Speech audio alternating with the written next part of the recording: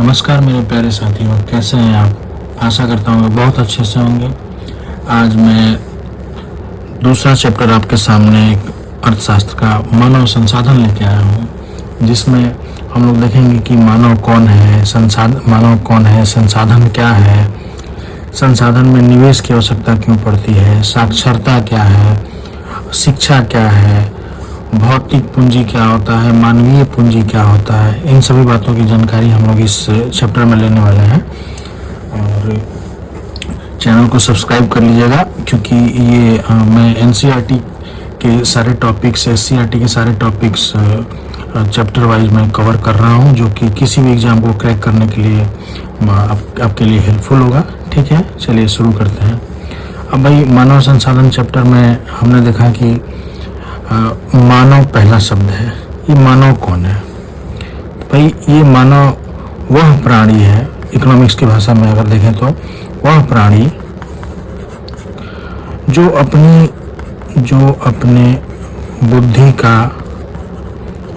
बुद्धि का कौशल का उपयोग करके उत्पादन करता है। ठीक है, आप वीडियो को बार बार देखेंगे तो आपको ये चीज़ें दिमाग में फिट हो जाएंगी कि भाई मानव कौन है। तो वह प्राणी जो अपने बुद्धि कौशल का उपयोग करके उत्पादन करता है।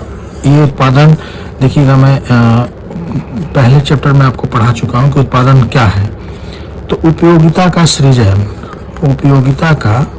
सृजन ही उत्पादन है। मार्शल साहब ने कहा था, चूंकि एनसीईआरटी है तो आपको क्या करना है कि चैप्टर 1 से पूरा आगे जाना है। इसमें कितने मुश्किल से 6-7 चैप्टर है। मैं जानता हूँ कि मैं थोड़ा लेट वीडियो बना रहा हूँ, पर डे एक ही वीडियो बना पा रहा हूँ, मुझे ज़्यादा टाइम नहीं मिल पा रहा है। लेकिन मैं कोशिश करूँगा कि आज जैसे मेरे पास बहुत समय है तो मैं ज़्यादा से ज़्यादा मैक्सिमम वीडियो शूट करके आपको अपलोड कर दूँ, ताकि आपको जल्दी से जल्दी सिलेबस कवर करने में मदद मिले। ठीक है, तो आप लगातार देखिएगा वीडियो। चैप्टर 1 पहले पढ़िएगा, फिर चैप्टर 2, चैप्टर 3 ऐसे करके, क्योंकि कुछ चीज़ें अगर पहले की छूट गई होंगी तो मैं दूसरे चैप्टर में कवर कर दूंगा। तो आप लगातार देखेंगे तभी आपको फ़ायदा होगा, और फिर आपका एक कॉन्फिडेंस लेवल जो है वो बिल्डअप होगा कि हाँ, मैंने एनसीईआरटी, जैसे किसी भी एग्जाम की तैयारी में लोग कह देते हैं कि भाई एनसीईआरटी कक्षा 6 से लेके 12 तक का पढ़ना चाहिए।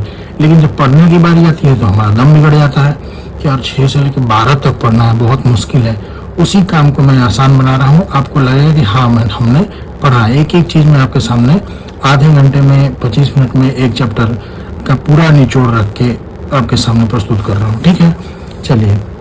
तो उत्पादन मैंने बताया था कि उपयोगिता का सृजन। ये उपयोगिता क्या है? किसी भी वस्तु को अपने लिए उपयोगी बना लेना ही उपयोगिता है। ठीक है, यही मार्शल साहब कहे थे, कल हम लोग ये पढ़े। तो मानव हो गया वह प्राणी जो बुद्धि और कौशल का उपयोग करके उत्पादन का सृजन करता है, यानी कि उत्पादन करता है किसी वस्तु का। संसाधन क्या है? तो संसाधन वैसे तो एक चैप्टर है, वो उसमें हम लोग पढ़ेंगे, लेकिन संसाधन का कुछ जान लीजिए आप कि संसाधन जब मनुष्य, यही मानव अपनी आवश्यकता की पूर्ति करने के लिए, अपनी आवश्यकता की पूर्ति के लिए जिन साधनों का उपयोग करता है तो उसे संसाधन कहते हैं। ठीक है, अब ये साधन क्या हो सकते हैं भाई? ये साधन प्राकृतिक भी हो सकते हैं या फिर कृत्रिम भी, यानी बनावटी भी हो सकते हैं। प्राकृतिक भी, ये साधन चैप्टर में हम लोग पढ़ेंगे कि क्या क्या है। जैसे इसमें प्राकृतिक में भी आप देखिएगा और कृत्रिम में भी देखिएगा कि कुछ होते हैं नवीकरणीय संसाधन, कुछ होते हैं अनवीकरणीय संसाधन। नवीकरणीय यानी कि जिनका दोबारा यूज कर सकें, कई बार हम लोग यूज कर सकें, जैसे कि सूरज की रोशनी। ठीक है, सनलाइट। तो उससे हम लोग देखते हैं कि इलेक्ट्रिसिटी वगैरह हम लोग प्रोड्यूस कर लेते हैं, पैदा कर लेते हैं, बिजली। तो बार बार आप सोलर लैंप का नाम सुने होंगे। सोलर लैंप से हम लोग बिजली का उपभोग जो करते हैं वो लगातार करते जाते हैं। वो ना कभी सूरज खत्म होने वाले हैं, मतलब बहुत लंबे समय तक आप किसी भी जिस चीज़ को यूज करते हैं, किसी भी साधन को, तो क्या होगा? नवीकरणीय। और नवीकरणीय जैसे कि कोयला, इसका खदान भाई एक लिमिट टाइम के लिए है। मान लीजिए कि 200-400 सालों के बाद ये हो सकता है कि देखने को भी हमें ना मिले, इस तरह से। तो ये साधन चैप्टर में हम लोग पढ़ेंगे। तो अभी हमने देखा कि मानव संसाधन, ठीक है, मानव देख लिए, संसाधन देख लिए, ये दोनों क्या है और दोनों मिल के क्या है। मानव खुद एक संसाधन कब बन जाता है, अब हमें ये देखना है कि मानव खुद एक संसाधन कैसे बन जाता है।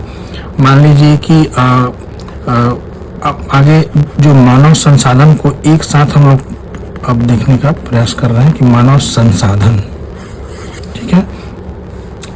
तो ये मानव संसाधन जो है उपयोगिता का हमने देखा कि सृजन करता है, अपने लिए वस्तुओं को क्या करता है, उपयोगी बनाता है। तो उपयोगी बनाने के क्रम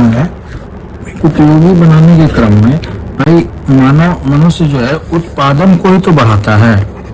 जो भी जिन वस्तुओं का वो उत्पादन किया उसी को पढ़ाना ही तो अर्थशास्त्र में हमें देखना है कि उत्पादन को कैसे बढ़ाता है।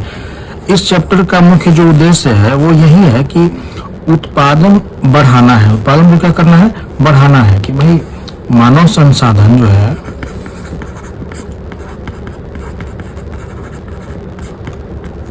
इस चैप्टर को आपको पढ़ाने का क्या उद्देश्य है। उत्पादन का जो लक्ष्य है, पहले मान लीजिए कि 100 किलो हो रहा था प्रोडक्शन, अब उसको 200 किलो करना होगा। मैं एग्जांपल के तौर पर आपको बता रहा हूँ। यही तो है, उत्पादन को इंक्रीज करना, मैक्सिमम करना। तो ये उत्पादन कौन बढ़ाएगा, ये उत्पादन मनुष्य अपनी आवश्यकता की पूर्ति के लिए बढ़ाएगा, यानी कि मानव बढ़ाएगा खुद। तो कौन से मानव बढ़ाएंगे, क्या सारे मनुष्य उत्पादन को बढ़ाएंगे? नहीं, इसके लिए सरकार ने कुछ सीमाएं निर्धारित की है। माना जाता है कि भाई माना क्या जाता है, ये हमारे संविधान में जैसे कि रूल भी है कि 14 वर्ष से कम की आयु के बच्चों को काम नहीं करवाना है। तो इस तरह से आप याद रख सकते हैं कि इस उत्पादन को बढ़ाने में जो मानव लगे हुए हैं वे मनुष्य 15 वर्ष से लेके 59 साल तक के होते हैं। ये भाई हमारा कानून ही नियम है कि 15 वर्ष से लेके 59 वर्ष तक की आयु वाले लोग उत्पादन को बढ़ाएंगे। तो ये मनुष्य क्या कहलाते हैं, इन 15 वर्ष से लेके कहीं कहीं आपको हो सकता है कि 15 से 64 वर्ष तक भी देखने को मिले, लेकिन ये पुराना डेटा है। नया 15 से 59 मान के चला जाता है। इसी वर्ग समूह को हम लोग कहते हैं कार्यशील जनसंख्या। जनसंख्या का वो भाग जो 15 वर्ष से लेके 59 वर्ष तक के बीच में हो, वो जनसंख्या क्या कहलाती है, कार्यशील जनसंख्या कहलाती है। यानी यही काम करती है और उत्पादन को क्या करती है, बूस्ट करती है, ज्यादा से ज्यादा मैक्सिमम करती है। अब ये कार्यशील जनसंख्या में आप देख लिए कि कार्यशील जनसंख्या का होना अपने देश की जनसंख्या में कितना इंपॉर्टेंट है, कितना महत्वपूर्ण है। अगर ये जनसंख्या कम रहे और इससे पहले वाली जनसंख्या ज्यादा हो या इसके बाद वाली जनसंख्या हो ज्यादा हो, तो हमारी अर्थव्यवस्था पे कितना लोड बढ़ेगा, भार बढ़ेगा, आप खुद ही देख लीजिए। यानी कि ये कार्यशील जनसंख्या जो है एक निश्चित अनुपात में, ठीक ठाक अनुपात में आपके देश में रहेगी, तभी आपका उत्पादन जो है यानी कि प्रोडक्शन जो है वो ठीक ठाक स्थिति में रहेगा। यही कार्यशील जनसंख्या चीन में कम हो गई थी, जिसकी वजह से चीन में जैसे हमारे यहाँ था कि हम दो हमारे दो का नारा जो चला था, वो अब चीन में हम दो हमारे तीन का नारा अपनाया है, क्योंकि यही कार्यशील जनसंख्या वहाँ पे कम हो रही थी। काम करने वाली जनसंख्या ज़्यादा नहीं थी और डिपेंडेंट जनसंख्या है वो ज़्यादा होने लगी थी। लोग वहाँ पे ज़्यादा दिन तक मतलब 60 वर्ष 65 वर्ष से ज़्यादा के लोग वहाँ ज़्यादा मात्रा में ज़्यादा लोग थे, तो एक जनसंख्या जो थी वहाँ की बोझ के रूप में देखी जाने लगी। तो इसलिए उसने 3 बच्चे वाले पॉलिसी को अपनाया है। ठीक है, तो जनसंख्या बोझ तब बन जाती है आमतौर पर देखा जाए जब कार्यशील जनसंख्या का अनुपात कम हो जाए। तो आपने देखा कि कार्यशील जनसंख्या क्या है, एक टर्म आया कार्यशील जनसंख्या 15 वर्ष से लेकर 59 वर्ष तक या फिर 64 वर्ष तक किया।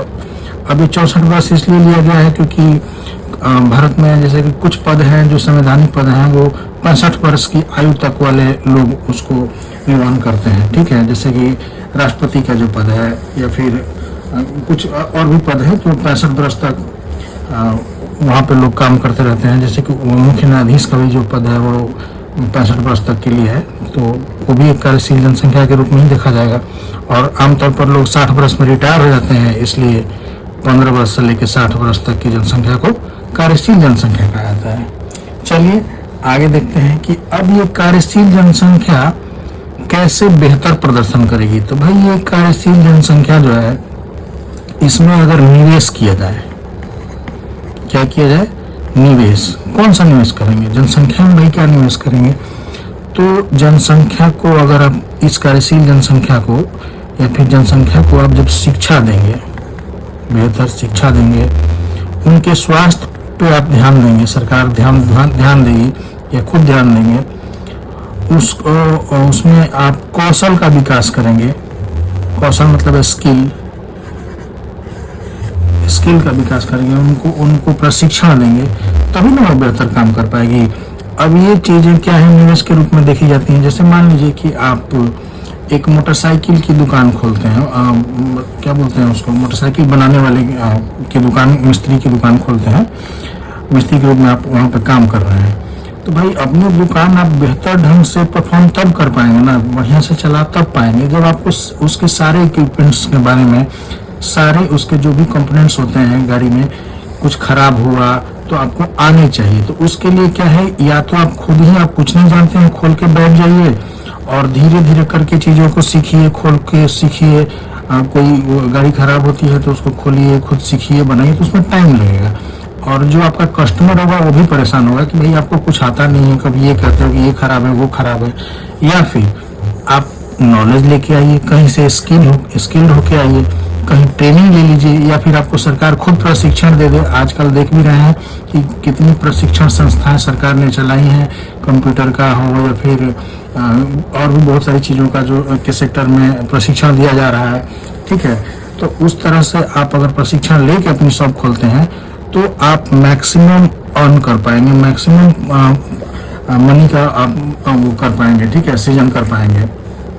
तो यही है कि अपने आप में निवेश करना, यानी कि कार्यशील जनसंख्या में निवेश करना, ये प्रोडक्शन को एक बेहतर तरीके से आपके राष्ट्रीय आय या फिर आय में बढ़ोतरी का माध्यम हो सकता है। ठीक है, और देख लेते हैं कि भाई मान लीजिए कि देश की जनसंख्या जो है वो कौशल, ज्ञान, क्षमता का एक समूह को दर्शाता है। बेहतर तरीके से मैं लिख देता हूँ इसको,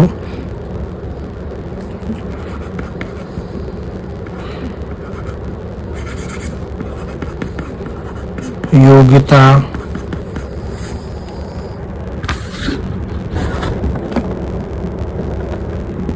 तो हमने देखा कि ये योग्यता की बात कर रहे थे कि योग्यता को बढ़ाई जाए। जैसे कि देखिए मानव संसाधन, ये क्या है भाई कि देश की जनसंख्या की कौशल, ज्ञान, क्षमता के एक समूह को दर्शाता है। क्या करता है, किसी देश के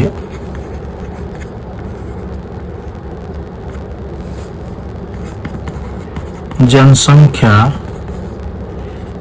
के कौशल मतलब स्किल्ड, कौशल, ज्ञान, क्षमता के समूह को दर्शाता है। क्या करता है कि समूह को दर्शाता है।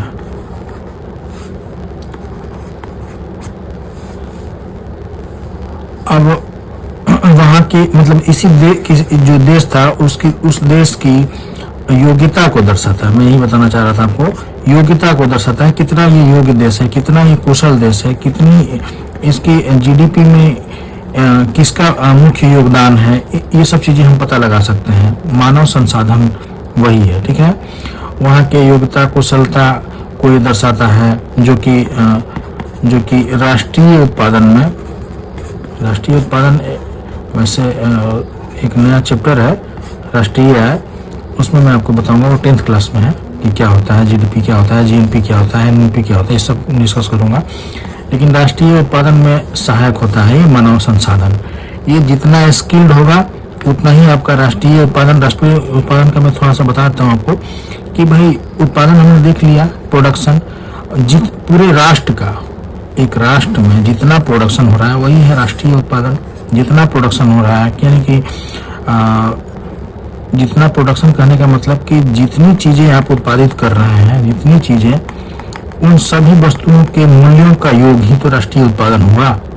सभी वस्तु जितना प्राइस है वो सब प्राइस का योग क्या हुआ, राष्ट्रीय उत्पादन हुआ।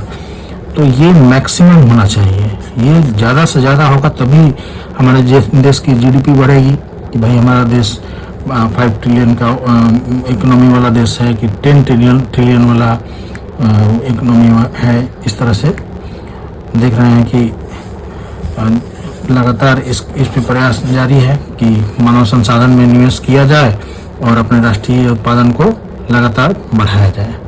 जैसे कि आज एक छात्र है, उसमें अगर बढ़िया से उसका स्किल, उसकी परफॉर्मेंस पे अगर काम किया जाए तो भविष्य में एक अच्छा डॉक्टर बन सकता है, अच्छा इंजीनियर बन सकता है या फिर अच्छा टीचर बन सकता है। ठीक है, तो ये सब चीज़ें ज़रूरी है और ये निवेश का पार्ट है, इसमें निवेश करना चाहिए। ठीक है, और देख लेते हैं कि भाई ये जो मानव था, एक तो संसाधन के रूप में हमने देखा कि उसके बाद ये देखते हैं कि मानव खुद जैसे उत्पादन के जो साधन थे उसमें आप देख पाए होंगे, समझ पाए होंगे कि उत्पादन के साधन में मानव खुद एक क्या है, पूंजी के रूप में काम किया। बेहतर जो कार्यशील जनसंख्या है वही ना अच्छा उत्पादन करेगी, तो वहां पे एक पूंजी के रूप में काम किया, यानी कि मानव, उसको कहा गया मानवीय पूंजी। ठीक है, जिसके पास अच्छा कौशल हो, अच्छा स्किल हो, अच्छा ट्रेनिंग हासिल किया हो, वो क्या हुआ, एक पूंजी के रूप में काम किया। और एक होता है भौतिक पूंजी। अब ये क्या है भाई, देख लेते हैं दोनों को, मानवीय पूंजी और भौतिक पूंजी क्या है। तो मानवीय पूंजी जो है ये हमेशा, ये जैसे मैंने बताया आपको कि मानव पूंजी अपने अंदर के स्किल, अपने अंदर के गुण को रिप्रेजेंट करता है, गुण को देखा जाता है इसमें। जैसे मान लीजिए कि किसी बच्ची को अगर मेहंदी लगाने की कला है, उसके पास मेहंदी लगाने की कला है, तो वो उसको वो कला आती है, सिर्फ उसको आती है और उस कला से वो पैसे कमा सकती है। मार्केट में अगर शॉप खोल ले या फिर उसके घर पे जाकर किसी को मेहंदी लगा रही हो तो उससे वो पैसे कमा सकती है, पैसे अर्न कर सकती है। तो ये मानवीय पूंजी हुआ। लेकिन भौतिक पूंजी क्या है भाई, तो भौतिक पूंजी वो है जो जैसे कि मान लीजिए कि मेरे पास एक ट्रैक्टर है, ठीक है, तो ये ट्रैक्टर मेरा भौतिक पूंजी हुआ। कैसे, ये पूंजी जो है हमसे अलग हो सकता है। ट्रैक्टर आज है कल नहीं होगा, किसी और को मान लीजिए बेच दिया या फिर खराब हो गई। लेकिन ये मेहंदी लगाने की जो इसको कला है, साइकिल चलाने की जो कला है किसी बच्चे को, तो वो उसके अंदर स्किल है, वो कभी खत्म नहीं होगा। तो इसी आधार पर मैं या फिर और मैं आपको एग्जाम्पल के तौर पर समझा देता हूँ कि जो आपके अंदर है, जो गुण है, वो मानवीय पूंजी है और भौतिक पूंजी वो है जो आपके साथ आज है कल नहीं रहेगा।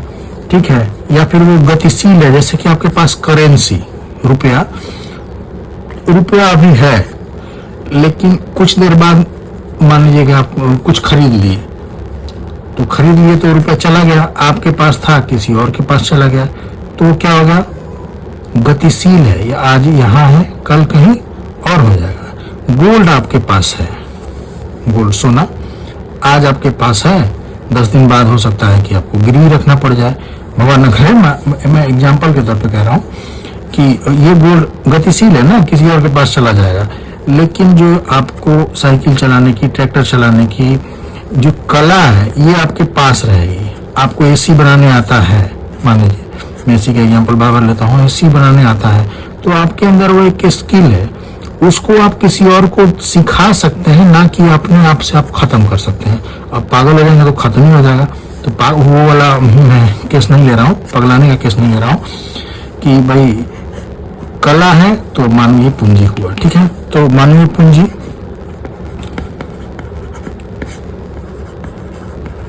का एक प्रकार हुआ, जैसे कि मैंने आपको चल पूंजी और अचल पूंजी बताया था।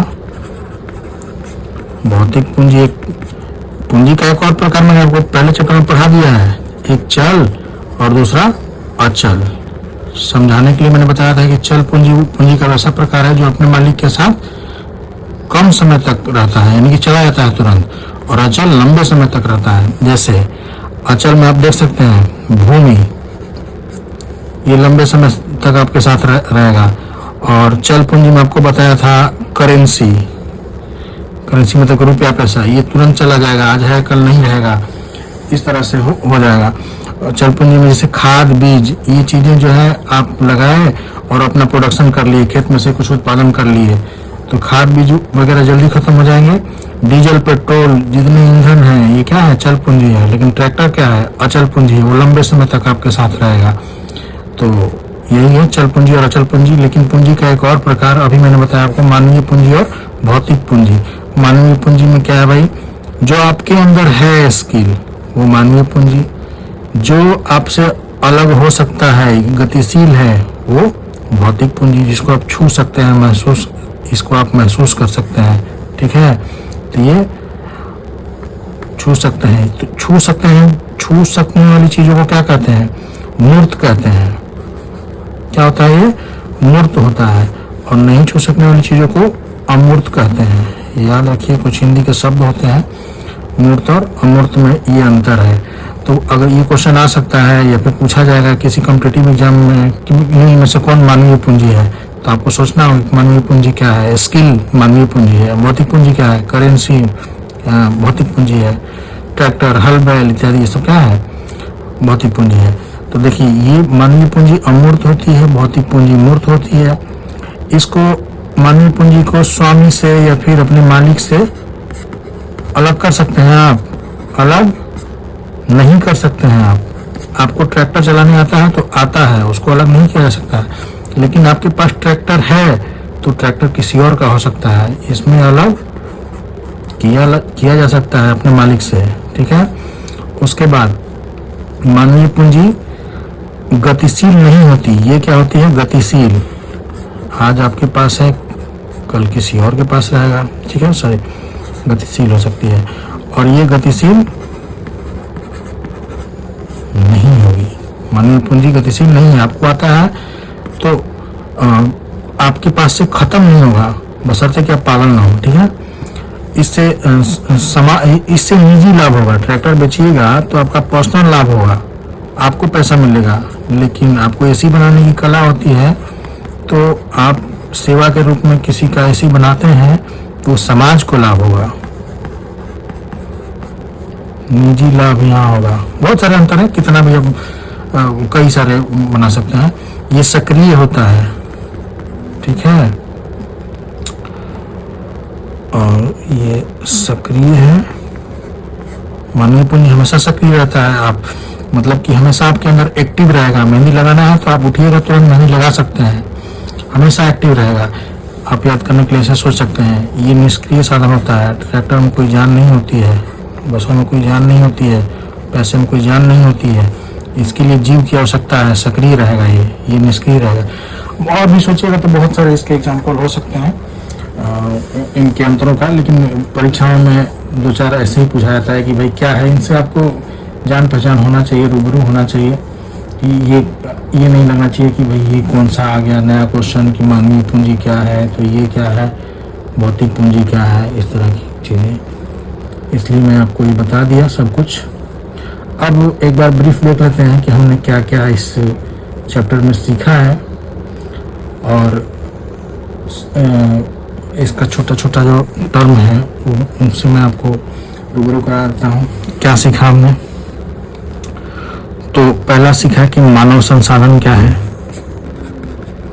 तो मैं बोल देता हूँ क्या ये सीखा आपने, आप स्क्रीनशॉट ले सकते हैं। मानव संसाधन क्या है भाई, तो मानव संसाधन किसी देश की जनसंख्या की कौशल, ज्ञान, क्षमताओं इत्यादि का समूह है। क्या है मानव संसाधन, किसी भी देश की जनसंख्या की कौशल, स्किल, उसके ज्ञान क्षमताओं का समूह है। ठीक है, मानव संसाधन में निवेश की आवश्यकता क्यों पड़ती है, मैंने बताया आपको कि निवेश करिएगा, उसके स्वास्थ्य पे ध्यान दीजिएगा, उसके स्किल पे, उसके कौशल इत्यादि पे ध्यान दीजिएगा, तभी वो बेहतर से बेहतर प्रोडक्शन करेगी, उत्पादन करेगी।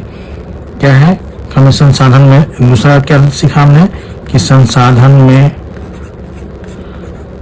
निवेश क्यों, तो आप लिख लेंगे या फिर किसी ऑब्जेक्टिव टाइप का अगर तैयारी करते हैं तो उसमें भी ये काम आएगा। सोचने पे आपको सोचने में मदद मिलेगा कि भाई हाँ ये सही बात है, ये सोचवाना चाह रहा है। अब एक नया टर्म मैं बताता हूँ आपको, ये साक्षर। साक्षर और शिक्षा, ये दोनों में बड़ा फर्क है। क्या है भाई? साक्षर, सब कोई कहता है कि साक्षरता का दर क्या है भारत में, बिहार में क्या है, तो ये चीजें हमें आनी चाहिए कि साक्षर कौन है। साक्षर व्यक्ति वो है, साक्षरता जो है ये छोटी चीज है और शिक्षा जो है उसी का व्यापक रूप है, दोनों में अंतर है। साक्षर व्यक्ति वे व्यक्ति होते हैं जो 7 या 7 से अधिक उम्र के होते हैं और किसी एक भाषा में, कम से कम किसी एक भाषा में लिख अथवा पढ़ सकें। लिख अथवा पढ़ सकें, लिख पढ़ सकें, दोनों नहीं होगा, लिख या पढ़ सकें। भाई साक्षर वो उसको कहा जाएगा जो 7 या 7 से ऊपर हो, किसी एक भाषा में लिख या पढ़ सके। तो शिक्षित कौन है? इसका व्यापक रूप है, इसमें कौशल आ जाएगा, स्किल आ जाएगा, ठीक है। ये शिक्षा इसी का व्यापक ज्ञान है, व्यापक रूप है, ठीक है। तो दोनों में अंतर आप समझ गए। ये कम से कम वाली चीज है और ये मैक्सिमम चीज है शिक्षा। भौतिक पूंजी और मानवीय पूंजी में मैंने आपको अंतर बताया। भौतिक पूंजी क्या होती है और मानवीय पूंजी क्या होती है, इन दोनों में मैंने आपको अंतर बताया, ठीक है। उसके बाद जनसंख्या बताया। जनसंख्या में कार्यशील जनसंख्या बताया और कार्यशील जनसंख्या बताया। ये भी बताया कि चीन अपना हमारे 3 का पॉलिसी क्यों लाया था। फिर एक नया सब टॉपिक है मृत्यु दर। ये तो आप आसानी से समझ जाएंगे, लेकिन कभी मैं बताता हूँ ये क्या है भाई। इसको आप ऐसे सोच लीजिए कि प्रति 1000 लोगों पर मरने वालों की